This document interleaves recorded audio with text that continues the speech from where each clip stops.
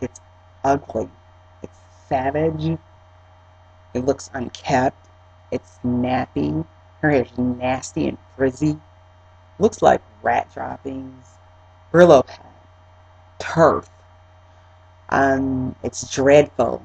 It's political. It's political. It's, it's pro-black, I think. It's rejecting to conformity. All those things have been said about my naturally kinky hair that God gave me. My hair has been demonized in this way for years. Um, it's been called unfeminine and every bad thing that you can say. And the nappy word, I know a lot of people embrace it, but I think of it sometimes as the other N word. The other N word.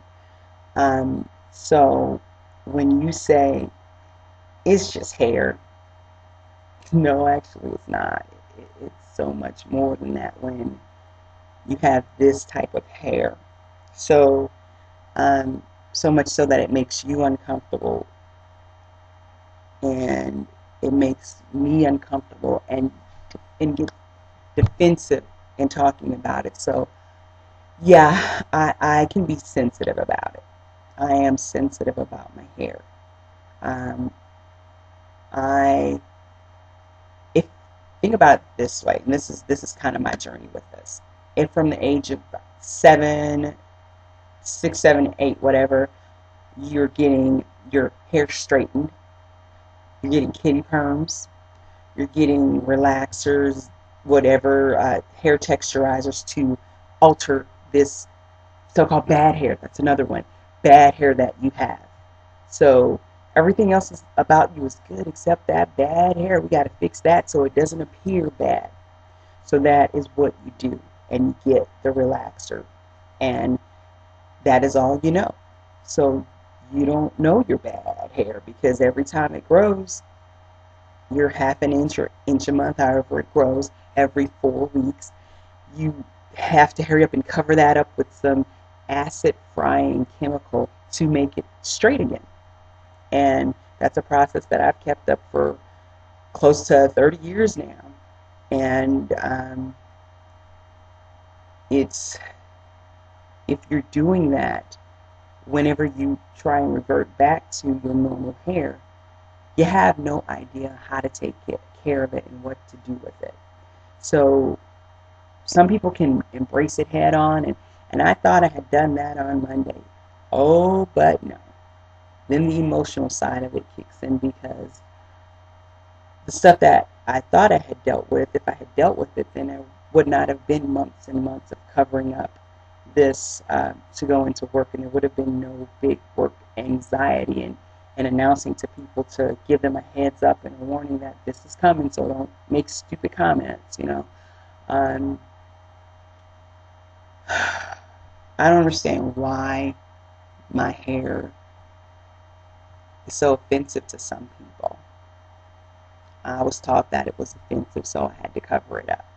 And that is what the reality of it is. When you have an editor of a fashion magazine going into a group of women, corporate lawyers, to talk to them about style and the corporate environment and what will be happening over the next couple of years, and to say, and I have to read this one, I wrote it down.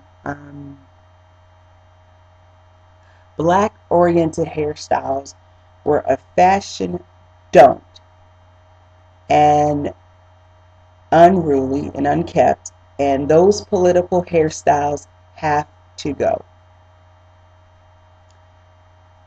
Wow. What can you say about that? That's a whole nother topic.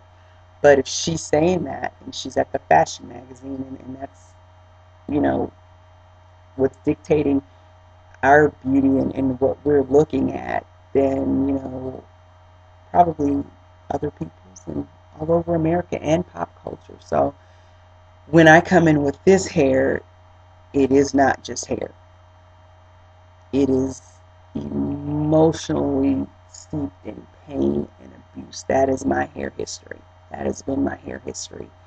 So, yeah, you can't make jokes about it. No, do not touch my hair. How would you like it if 50 people in a week ask you if they could touch your hair? Do you know where my hands have been? So if you ask me if you can touch my hair, I'm going to go, yeah, can I touch yours first? Because I don't know where your hand's been. And think about that. If any other way before you ever ask another person to touch their hair. But just don't do it. I'm not a self-hating person. And so that doesn't feel good. And it doesn't feel good to admit that part of you just didn't like.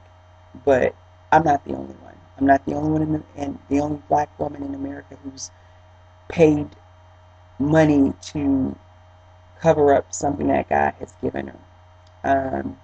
And why should I have to do something that doctors have told me, Stephanie, it's written in there, do not do this to yourself, and we're going to discuss it again after we, discuss these treatments to fix the sides of your hair, to try and fix it, because I can't promise you anything. Why would I still want to go and do that to myself? Why should I have to do that to be considered non-threatening by people who will not take the time to even smile at me if I don't smile at you first, who will not take the time to even care about me, have a conversation with me? Why would I do all that to make you feel comfortable with something that is just me? It's not ugly. It is hair. And as a woman, I will always try and do the best thing that I think looks good on me. And it won't be your hair, your blonde hair, your straight hair anymore. It has to be my hair. And I have to, just as I have to accept the way I look in my natural hair texture, I have to let you be okay with getting used to it. So you all, and that's all of you, every color, every hue who looks at my hair as all of those things, you have to get used to it, because it's not going anywhere. It's only going to grow eventually. A lot of people say they want their outside to reflect their inside, and I think it's just going to be the opposite way for me. So this is going to be a journey. Since I've had to redo this video, I wasn't as deep as I was in the last one, because it went over a little bit, but I see this is running out of time, and I just wanted to share some of that with anyone if you guys care. And I want to go back and listen to it in a couple of months, maybe 6 or so, and see where I've come in this journey of acceptance and learning my new hair and how to care for it. So if you listen, thank you if it helped. Since I haven't seen anyone put how they feel, they put how other people have reacted to it. But anyway, thanks for listening. See you next time.